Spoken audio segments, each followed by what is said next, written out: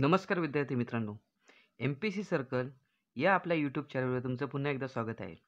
RTO men's 2020 ही जी काही आपण lecture series start केली आहे, त्यातील इंडस्ट्रियल इलेक्ट्रॉनिक्स हा सब्जेक्ट जो आपण ऑलरेडी स्टार्ट केलेला आहे, त्यातला हा चौथा पार्ट. डायोड, सेमीकंडक्टर डिव्हाइस आणि BJT हे 3 चॅप्टर ऑलरेडी आपण कव्हर केलेले आहेत. आणि आजचा जो चौथा चॅप्टर आहे, त्यामध्ये आपण युनि जंक्शन ट्रान्झिस्टर म्हणजेच UJT कव्हर करणार आहोत. तर वेळ वाया न घालवता आपण लेक्चरला सुरुवात करूया.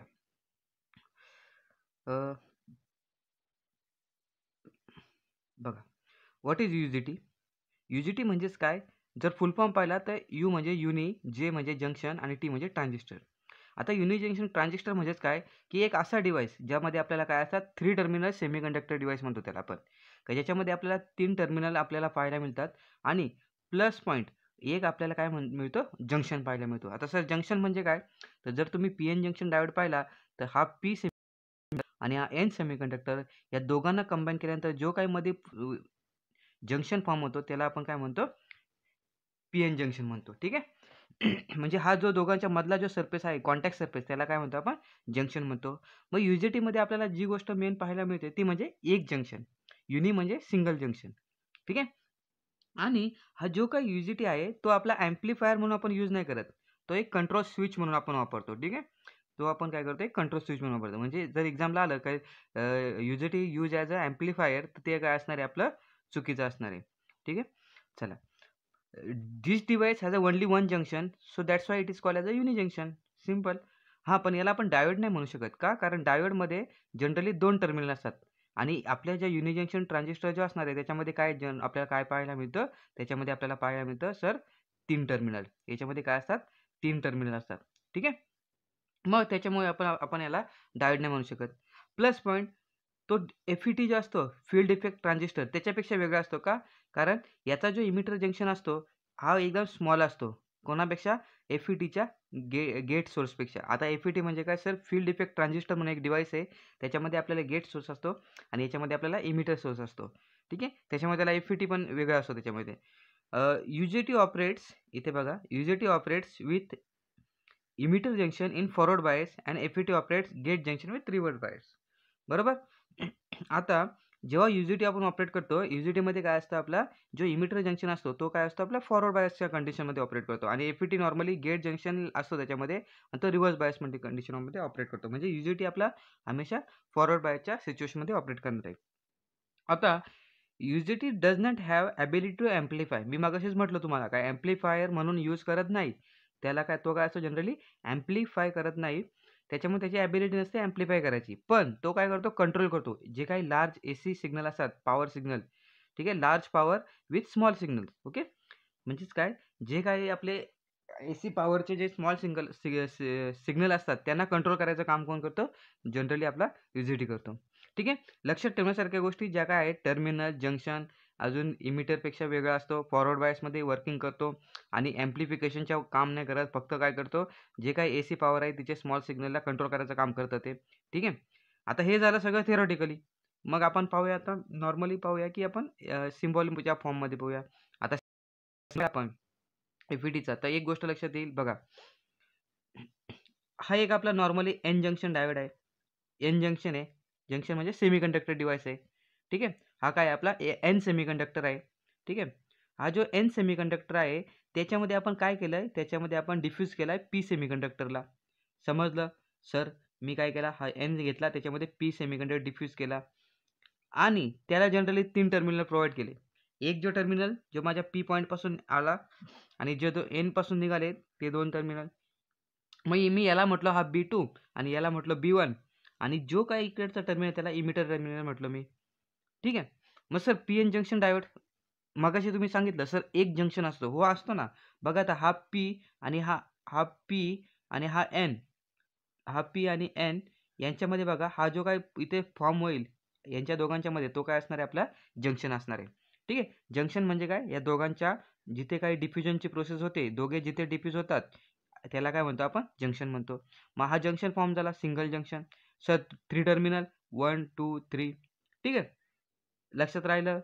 हां. आता लक्षात ठेवण्यासारखी एक गोष्ट इथे लक्षात ठेवा, की बघा, हा जो एन सेमीकंडक्टर असतो हा काय असतो, लाईटली डोप असतो. काय असतो तो, लाईटली डोप असतो. आता डोप, लाईटली डोप म्हणजे काय, जे काही त्याच्यामध्ये चार्जेस आहेत, इलेक्ट्रॉन्स किंवा इलेक्ट्रॉन्स म्हणा किंवा होल्स म्हणा, जे काही इलेक्ट्रॉन्स किंवा होल्स म्हणा, ते एकदम कमी प्रमाणात असणार. मग हा लाईटली डोप असतो. एक्झामला डायरेक्टली क्वेश्चन येणार काय, युजेटीमध्ये जो एन सेमीकंडक्टर असतो which is dash dash dash dope, lightly, heavily, medium असं काय येणार. तर N type semiconductor lightly dope असतो आणि हा जो पी टाईप असतो तो काय असतो, एकदम हेवीली डोप असतो. ही एक गोष्ट लक्षात ठेवा. ठीक आहे. आता बघा, झालं कन्स्ट्रक्शन समजलं. लक्षात ठेवण्यासारख्या काही गोष्टी आहेत त्या व्यवस्थित लक्षात ठेवा. तुम्ही सिम्बॉल ड्रॉ करा, प्रॅक्टिस करा. ओके. आता बघा, सेम स्ट्रक्चर मी एक स्केचमध्ये ड्रॉ केलं आहे. हा पी टाईप आहे, काही एवढा इश्यू नाही. हा आतमध्ये असेल किंवा बाहेर असेल, काही एवढा इश्यू नाही. ठीक आहे. सेम डायग्राम जी मागे होती तीच आहे. सिम्बल बघून घ्या. सिम्बलमध्ये काहीच नाही केलं आपण. सिम्बलमध्ये काय केलं, एक अशा पद्धतीने ड्रॉ केलं आपण. ठीक आहे. हे दोन जे आहेत, हे दोन आपले टर्मिनल आहेत, B1 B2. बघा, मी ह्या टर्मिनलला B1 म्हटलेलो, याला B2 म्हटलेलो. हा इमिटर आहे. मग सिम्बॉलमध्ये बघा, हा B1 आहे, हा B2 आहे आणि हा इमिटर आहे. ठीक आहे. करंट जो फ्लो होतो तो ह्या डिरेक्शनला असतो, म्हणून इकडे ॲरो केलेला आहे आपण. ठीक आहे. करंट हमेशा पॉझिटिव्ह टू निगेटिव्ह जेव्हा असतं तिकडे आपण काय करतो, P2N आपण काय करतो, हे ड्रॉ करतो, ॲरो. ॲरो डायरेक्शन लक्षात घ्या. सिम्बॉलला एकदा प्रॉपरली पाहून घ्या, ड्रॉ करा, प्रॅक्टिस करा. ठीक आहे. आता हे सगळं झालं. ओके. जनरली सिम्बॉल कशा पद्धतीने ड्रॉ केला असतो हे बघा. जर एखादा आपल्याला समजा इक्विव्हॅलेंट डायग्राम जर ड्रॉ करायचा असेल सिम्बॉलच्या फॉर्ममध्ये, तर ते अशा पद्धतीने, हा आपला सिम्बॉल आहे आणि हा इमिटर टर्मिनल, हा एक ग्राउंड लेवलला ठेवला, एक बेस बेस जो आहे B1, बघा इथे लक्षात घ्या तुम्ही. हा काय असणार आहे, आपल्या ग्राउंड लेवलला असणार आहे आणि हा, याला आपण इथे कनेक्शन देतो, इथे ह्या पॉईंटमध्ये, आणि इकडे एक नॉर्मल कनेक्शन दिलेलं आहे. ठीक आहे. हे पुढच्या डायग्राममध्ये आपण जेव्हा सर्किट स्टडी करू तेव्हा समजेल. इथे फक्त लक्षात ठेवा की सिम्बॉल कशा पद्धतीने असणार आहे. जर एक्झामला आला, which of the following is the symbol of UJT, आणि अशा 4-5 व्हरायटी दिल्या, तर तुम्हाला हे समजलं पाहिजे. ठीक आहे. चला. ओके. आता बघा, आता नॉर्मली तुम्हाला एक गोष्ट समजली, सर या अशा पद्धतीने असतं. इथे तुम्ही पी जंक्शन पी लावला होता, पी टाईप, इथे एन टाईप होता, बरोबर. इथे मी एक टर्मिनल होता, त्याला मी म्हणतोय B1, आणि इथे मग एक असतो त्याला म्हणतो B2. ठीक आहे. ओके. हां, एक गोष्ट लक्षात घ्या की बघा, हा जो काही पी सेमीकंडक्टर आहे, हा नॉर्मली B2च्या जवळ असतो. कुठे जवळ असतो, नॉर्मली B2च्या जवळ असतो आणि B1 पासून थोडा लांब असतो. एक गोष्ट लक्षात घ्या. ठीक आहे. इथे बघा, हा जो पी आहे आपला पी सेमीकंडक्टर, तो कोणाच्या जवळ असतो, तो B2च्या जवळ असतो. एक्झामला येऊ शकतो तो. ठीक आहे. आणि B1 पासून थोडा लांब असतो. आता मी काय केलं, इथे माझा इमिटर टर्मिनल, बरोबर. आता गंमत बघा. मी काय केलं, याला इथे बॅटरी कनेक्ट केली. एक पॉझिटिव्ह सप्लाय दिला आणि याला निगेटिव्ह सप्लाय दिला आणि याला बॅटरी कनेक्ट केली. हा झाला पॉझिटिव्ह, हा झाला निगेटिव्ह, बरोबर. आता जेव्हा मी काही करंट सप्लाय करणार, तेव्हा इथे हा लाईटली डोप आहे. मी मगाशी सांगितलं तुम्हाला, हा लाईटली डोप आहे म्हणजे याच्यामध्ये जे काही चार्ज कॅरियर आहेत, या एन पॉईंटमध्ये जे काही चार्ज कॅरियर आहेत, ते एकदम कमी प्रमाणात आहेत. त्याच्यामुळे जो काही तुमचा करंट फ्लो होतो, तो अगदी कमी प्रमाणात होतो. ठीक आहे. मग एक प्रकारे हा जो एन टाइप सेमीकंडक्टर आहे, तो आपला काय करतो, रेजिस्टन्स म्हणून वर्क करतो. तो काय करतो, आपला एक रेजिस्टन्स म्हणून वर्क करतो. मग तो जेव्हा रेजिस्टन्स म्हणून वर्क करतो, मग तेव्हा आपण इथे एक डिफाईन करतो की ह्या पी जंक्शनमुळं त्याचे 2 रेजिस्टर आपण हे केले, बरोबर. 2 रेजिस्टरमध्ये त्याला डिव्हाईड करणार. मग ही डायग्राम बघून घ्या. बघा, आपण जेव्हा इक्विव्हॅलेंट सर्किट ड्रॉ करतो, तेव्हा पी आणि एन, हा जो काही पी-एन आहे, हा जो काही पी-एन, त्याला मी याच्या फॉर्ममध्ये, डायोडच्या फॉर्ममध्ये, कारण तो एक पी-एन म्हणजे काय, डायोड आहे ना, त्याला डायोडच्या फॉर्ममध्ये दिला. पीच्या एका आउटपुटला आपण जो इमिटर लावला होता, तो आपण इथे ईने डिस्क्राईब केला. ठीक आहे. आणि मी काय म्हटलं तुम्हाला, हा जो एन जो सेमीकंडक्टर आहे, तो काय करतो आपला, तो कशाने इंडिकेट करतो, तो आपला 2 रेजिस्टरने इंडिकेट करतो. मग पहिला जो रेजिस्टर पीच्या जवळ असल्यामुळं, हा पहिला रेजिस्टर असणार आहे माझा RB2, बरोबर. बी टर्मिनलला मी रेजिस्टर लावला RB2 आणि B1 टर्मिनल जो आहे माझा, तिथे मी रेजिस्टर लावला RB1. मग 2 रेजिस्टर झाले. एक झाला माझा RB2 आणि एक झाला माझा RB1.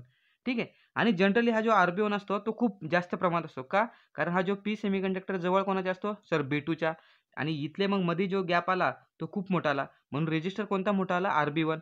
आणि तो रेजिस्टर आपला काय असतो, व्हेरिएबल रेजिस्टर असतो. तो रेजिस्टर काय असतो, व्हेरिएबल रेजिस्टर असतो. ठीक आहे. बघा आता, सेम डायग्राम झाली, बाकी काहीच नाही. डायोड झाला आणि हे टर्मिनल झाले. मग मी काय केलं, इथून असं याला कनेक्शन दिलं. हा पॉझिटिव्ह घेतला, हा निगेटिव्ह टर्मिनल घेतला, तो इथे कनेक्ट केला. हा झाला पॉझिटिव्ह, हा झाला निगेटिव्ह. ठीक आहे. मग हा टर्मिनल मी इकडे जॉइन करू शकतो आणि इकडे एक बॅटरी जॉइन केली का हा माझा दुसरा सर्किट झाला. हा पॉझिटिव्ह, हा निगेटिव्ह. ठीक आहे. आता बघा, स्टार्टिंगला हा एवढा पोर्शन तुम्ही हे करा, निग्लेक्ट करा. आता बघा, एवढा पोर्शन निग्लेक्ट करूया. असं कन्सिडर करूया का जो पॉईंट आहे आपला, ई पॉईंटला आपला व्होल्टेज नाहीच आहे किंवा बॅटरी कनेक्शन नाहीच केलं. मग ईमधून जो करंट फ्लो होणार आहे, ई टर्मिनलपासून असा जो करंट फ्लो होणार आहे, तो एकदम 0 पॉईंटमध्ये समजा. मग नाहीच आहे म्हणा, कट ऑफ आहे. ई पॉईंट जेव्हा कट ऑफ आहे आणि मी काय केलं, ह्या पॉईंटमधून हा जो पॉईंट आहे, ह्या पॉईंटमधून काय केला, करंट सप्लाय स्टार्ट करायला गेली किंवा व्होल्टेज दिला मी, तर काय होणार, करंट फ्लो होणार. आता बघा, करंट कसा फ्लो होणार, जेव्हा मी इकडनं बॅटरी सप्लाय केला की करंट अशा पद्धतीने या पॉईंटमधून फ्लो व्हायला स्टार्ट होणार. बरोबर, सर्किट कंप्लीट होणार. मग जेव्हा हा पॉझिटिव्ह टर्मिनल ह्या साईडला असेल आणि जेव्हा करंट फ्लो होतो तेव्हा डायोडमधून करंट फ्लो होणार आहे का? नाही सर. का? कारण डायोडच्या एक साईडला पी असतो, एक साईडला एन असतो आणि हा एन जेव्हा पॉझिटिव्हच्या कॉन्टॅक्टमध्ये येतो तेव्हा तो कंडिशन काय होते, ती सर कंडिशन होते रिव्हर्स बायसची.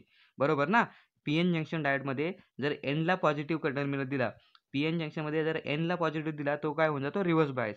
म्हणून हा काय होतो, एकदम रिव्हर्स करंट एकदम याच्यामधून फ्लो होईल पण किंवा नाही पण होणार. एकदम लिकेज करंट. जर आपण इकडनं व्होल्टेज जर खूप अमाउंटमध्ये व्होल्टेज वाढवला, तर ह्याच्यातून काय होणार, एक लिकेज करंट फ्लो होऊ शकतो, बस. बाकी ह्या कंडिशनमध्ये करंट फ्लो होत नाही. करंट कसा फ्लो होतो तुमचा? करंट जो आहे तो कसा फ्लो होतो? सर तो फ्लो होतो फक्त या RB2 आणि RB1 मधून. मग ठीक आहे. आता बघा, मी म्हणतोय की ह्या पॉईंटला व्होल्टेज काढूया. मग ह्या पॉईंटला व्होल्टेज म्हणजे काय? सर VB काढूया. Voltage at B1 point. बरोबर? व्होल्टेज ॲट B1 पॉईंट काढूया. मग व्होल्टेज ॲट B1 पॉईंट काढायचे.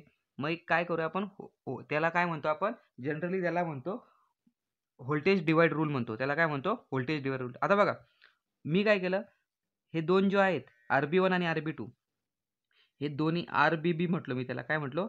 RBB म्हणजे काय? माझा RB2 जो माझा रेजिस्टन्स आहे आणि माझा RB1 जो माझा हा रेजिस्टर आहे, दोन्ही रेजिस्टरला कंबाईन केले. बरोबर? दोन्ही रेजिस्टरला कंबाईन केले. मग व्होल्टेज काय असणार आहे? या दोन्ही पॉईंटचा जो व्होल्टेज आहे त्याला मी म्हणणार VBB. काय म्हणणार मी? VBB म्हणणार. बरोबर? आता हे दोन झाले. आता व्होल्टेज रेग्युलेट जेव्हा आपण रूल लावतो तेव्हा काय होतं बघा आता. ठीक आहे. आता मला व्होल्टेज काढायचे ह्या 2 पॉईंटमधला. हा जो पॉईंट आणि हा जो 2 पॉईंट, ह्या 2 पॉईंटमध्ये काय व्होल्टेज असणार आहे? कारण तो व्हेरिएबल व्होल्टेज आहे ना, म्हणून मी तो व्होल्टेज फाइंड करणार आहे. मग तो व्होल्टेज मी फाइंड करतो बघा कसा. बघा, ओके. VB1 अपॉन, बघा हा वाला या 2 पॉईंटमधला VB1 अपॉन काय येतो, RB1. बरोबर, इज इक्वल टू, आता पूर्ण घेऊया ह्या 2 पॉईंटमधला हा जो, आता मी तुम्हाला ब्लू कलरने दाखवतो. या पॉईंटमधला, या पॉईंट आणि ह्या पॉईंटमधला काढूया.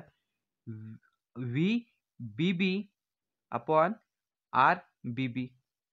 बरोबर, VBB अपॉन RBB. ठीक आहे.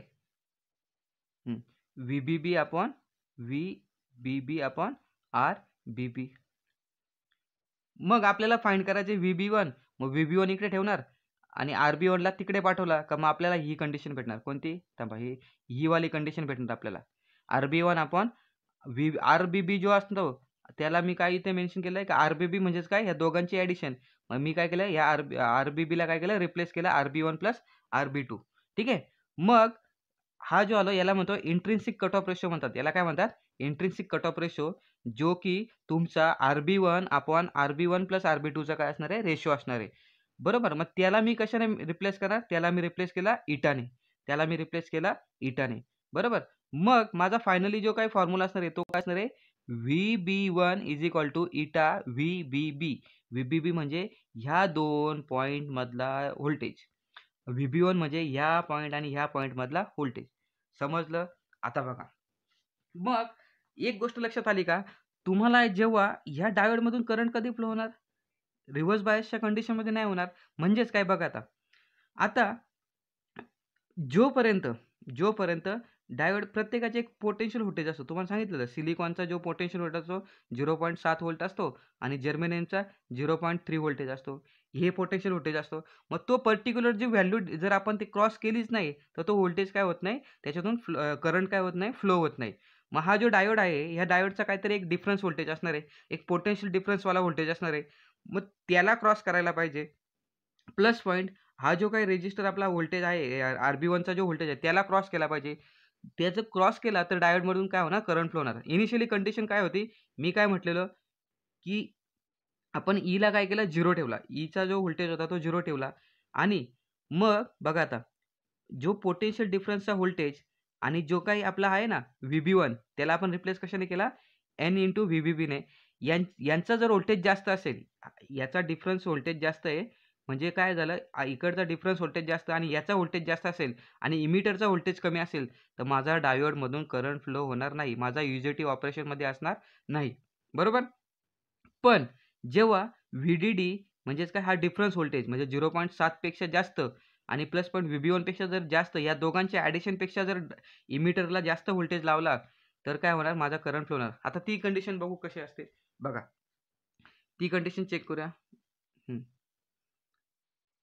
एक आपला हा RB2, हा आपला RB1, मी इकडनं एक करंट देणार RB2, बरोबर, आणि हा RB1, आणि इकडनं इमिटरला मी माझा डायोड आहे, इकडनं मी एक सप्लाय करणार. बरं, हा पॉझिटिव्ह हा निगेटिव्ह, हा इकडे पॉझिटिव्ह हा निगेटिव्ह. बरोबर. आता बघा, हा माझा काय असणार आहे, P, आणि हा N, आणि हा माझा इमिटर असणार आहे. मग मी काय केलं, व्ही इकडे अप्लाय केला, इकडे इमिटरला व्होल्टेज अप्लाय केला. इमिटरला व्होल्टेज अप्लाय केला की डायोड काय होईल, फॉरवर्ड बायस. मग डायोडमधून करंट फ्लो होईल आणि तो करंट इकडनंच जाणार. तो करंट काय होणार, इकडनं जाणार. तो करंट इकडनं जाऊन मग असा फ्लो होणार.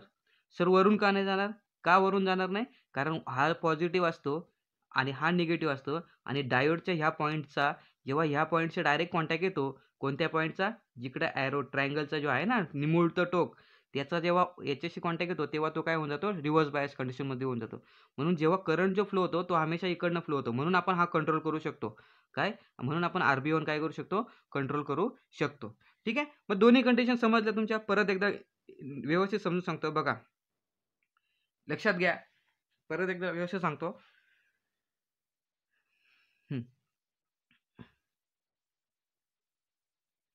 बघून घ्या एकदा.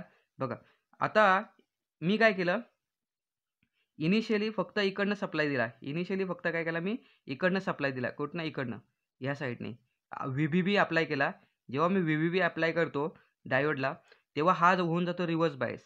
म्हणजेच काय, तुम्ही असं म्हणू शकता, जेव्हा पोटेन्शियल डिफरन्स व्होल्टेज आणि जेव्हा VB1 जो काय असणार आहे, हा जेव्हा जास्त असतो इमिटर व्होल्टेजपेक्षा किंवा इमिटर व्होल्टेज 0 असेल, तेव्हा माझा जो काही UJT आहे तो रिव्हर्स बायस कंडिशनमध्ये असतो. माझ्या UJTमधून करंट फ्लो होत नाही. परंतु जेव्हा इमिटरचा व्होल्टेज खूपच वाढवला आणि तेव्हा काय होतो, तो येतो फॉरवर्ड बायसमध्ये. म्हणजेच बघा, जर VB1 5 असेल आणि हा पण 5 असेल, करंट फ्लो होईल का, नाही होणार. व्होल्टेज डिफरन्स जास्त आहे. पण जर हा जर जास्त आहे, समजा हा कमी केला, हा कमी असेल, मग हा जर आपण प्लस ॲड केला, तर हा झाला 6. हा 6 झाला म्हणजेच काय झाला, इकडनं हा जास्त झाला ना, या दोघांची ॲडिशन जास्त झाली म्हणजे डायोड वर्किंगमध्ये नाही येणार. पण आपण असं पाहिलं की जेव्हा हा जर 4च आहे आणि हा जर समजा 0.5 आहे, तर हा होईल 4.5 आणि हा 5 झाला, तर माझा वर्किंगमध्ये येऊन जातो. ठीक आहे.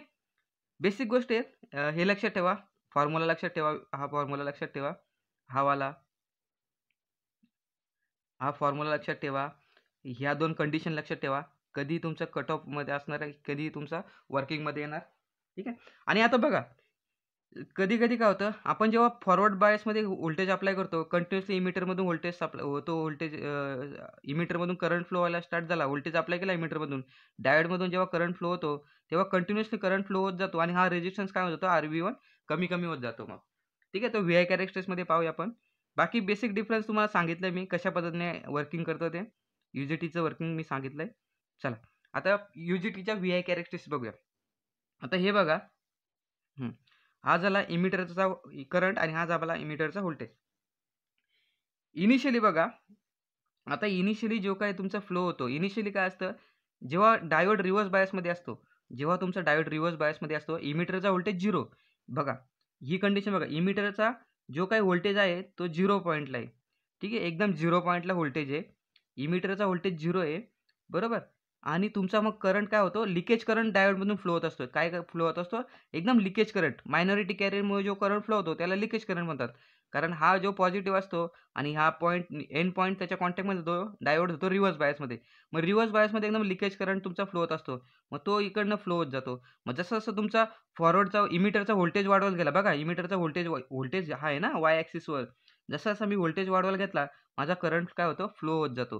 करंट फ्लो होत जातं. बघा, मी काय केलं, आता इमिटरला कनेक्ट केला, इमिटरला सर्किटमध्ये आणला आणि काय केलं, आता करंट फ्लो व्हायला स्टार्ट झाला, की तुमचं काय होतं, कंटिन्युअसली करंट फ्लो होतो इमिटरमधून आणि डायोडमधून आणि एका पॉइंटला गेला का तो पीकला पोहोचतो. त्याला म्हणतो आपण पीक पॉइंट म्हणतो आणि त्याला काय म्हणतो आपण पीक व्होल्टेज पण म्हणतो. आता कंटिन्युअसली जेव्हा आपल्या ह्याच्यातून कंटिन्युअसली डायोडमधून जर करंट फ्लो होतोय, कंटिन्युअसली करंट फ्लो होतोय, कंटिन्युअसली करंट फ्लो होतोय, मग हा जो रेझिस्टन्स आहे RB1 तो काय होतो सडनली कमी व्हायला लागतो. रेझिस्टन्स कमी झाला ना, मग जेव्हा रेझिस्टन्स कमी झाला, RB1 कमी झाला म्हणजेच VB1 कमी होतो. VB1 कमी झाला म्हणजे इमिटरचा व्होल्टेज पण काय होतो कमी होत जातो. म्हणून काय होतं काही पॉइंट नंतर हा जो आपला जो पीक आहे तो काय होतो खाली-खाली यायला लागतो. कशामुळं? कारण आपलं काय होतं जेव्हा कंटिन्युअसली आपण व्होल्टेज अप्लाय करतो इमिटरमधून सडनली RB1चा जो काही रेझिस्टन्स आहे तो कमी होत जातो. रेझिस्टन्स कमी झाला, की आपला काय होतं इमिटरमधून फ्लो होणारा करंटही आपला करंट ऑलरेडी फ्लो होतंय, व्होल्टेज कमी होत लागतं. इमिटरचा व्होल्टेज पण काय होतं कमी व्हायला लागतो. आणि मग तो एका पॉइंटला आला, की तो काय होतो व्हॅल्यू पॉइंटला येतो. मग त्याला आपण काय म्हणतो व्हॅल्यू व्होल्टेज आणि मग सडनली परत काय होतं, परत मग एका पॉइंटपर्यंत कमी होतो आणि मग कमी झाल्यानंतर मग परत मग सडनली तो काय होतो वाढायला जातो. मग नंतर काय होतं परत तो पीक घेतो, सॅच्युरेशनमध्ये जातो. कोणता व्होल्टेज आणि करंट. म्हणून हे 3 पार्टमध्ये आपण डिव्हाईड केलंय. एकाला म्हणतो आपण कट ऑफ, एकाला म्हणतो निगेटिव्ह रेझिस्टन्सवाला, ठीक आहे? आणि एकाला पॉइंटला म्हणतोय सॅच्युरेशन. मग यूजेटीच्या कॅरेक्टरिस्टिक्स ह्या 3 पार्टमध्ये असतात. एक कट ऑफ, निगेटिव्ह रेझिस्टन्स आणि सॅच्युरेशन. लक्षात घ्या, कट ऑफमध्ये काय होतं तुमचा व्होल्टेज आणि करंट दोन्ही वाढत असतात. निगेटिव्ह रेझिस्टन्समध्ये तुमचा रेझिस्टन्स कमी होतो. ठीक आहे? याला निगेटिव्ह रेझिस्टन्स का म्हटलंय? कारण तो जो काही रेझिस्टन्स आहे तो तुमचा काय होत असतो कमी-कमी होत जातो. म्हणून त्याला म्हणतात निगेटिव्ह रेझिस्टन्स. ही ॲक्टिव्ह फेज आहे त्याची. ठीक आहे? आणि सॅच्युरेशन फेज म्हणजे जेव्हा व्हॅली पॉइंट नंतर परत तो पीक स्टार्ट होतो वाढायला त्याला म्हणतात सॅच्युरेशन. ठीक आहे. होप सो तुम्हाला ह्या गोष्टी कळल्या असतील. व्यवस्थित तुम्हाला समजलं असेल. ॲप्लिकेशन काय असतात यूजेटीचे आपण स्विचिंगसाठी यूज करतो. ट्रिगरिंग डिव्हाइस म्हणून वापरतो. SCR आणि ट्रॅकसाठी. फेस कंट्रोल सर्किट म्हणून वापरतो. टायमिंग सर्किटमध्ये वापरतो आणि शॉर्ट इन जनरेटरमध्ये वापरतो. हे फक्त लक्षात ठेवा. एक्झामला रेअर केसमध्ये विचारतील ह्या गोष्टी. ठीक आहे. बाकी काही राहिलं नाही आहे. सिम्बॉल, डायग्राम वगैरे कन्स्ट्रक्शन नीट बघून घ्या. ओके. Thank you. लेक्चर आवडलं असेल नक्की लाईक करा. चॅनलला सबस्क्राईब करा आणि काही डाऊट्स असतील तर कमेंट बॉक्समध्ये नक्की कळवा. ओके. Thank you.